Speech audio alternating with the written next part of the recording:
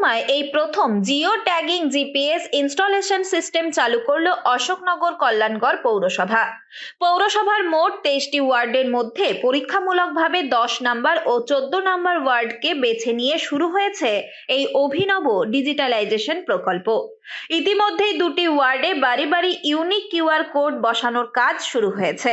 ফলে ডিজিটাল নজরদারিতে জঞ্জাল মুক্তির পথে আরো এক ধাপ অগ্রসর হলো অশোকনগর কল্যাণগড় পৌরসভা বলেই মনে করা হচ্ছে। 23টা ওয়ার্ডের মধ্যে আমরা পাইলট প্রজেক্ট হিসাবে 2টো ওয়ার্ডকে স্টার্ট করেছি। একটি হচ্ছে 10 নম্বর ওয়ার্ড, একটি হচ্ছে 14 নম্বর ওয়ার্ড।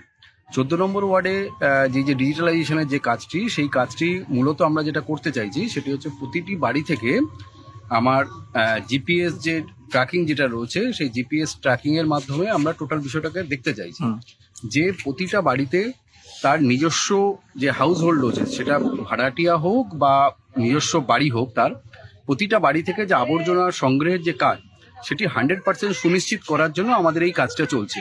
প্রত্যেকটা বাড়ি থেকে কালেকশনের জন্য নির্মল বন্ধুরা রয়েছে।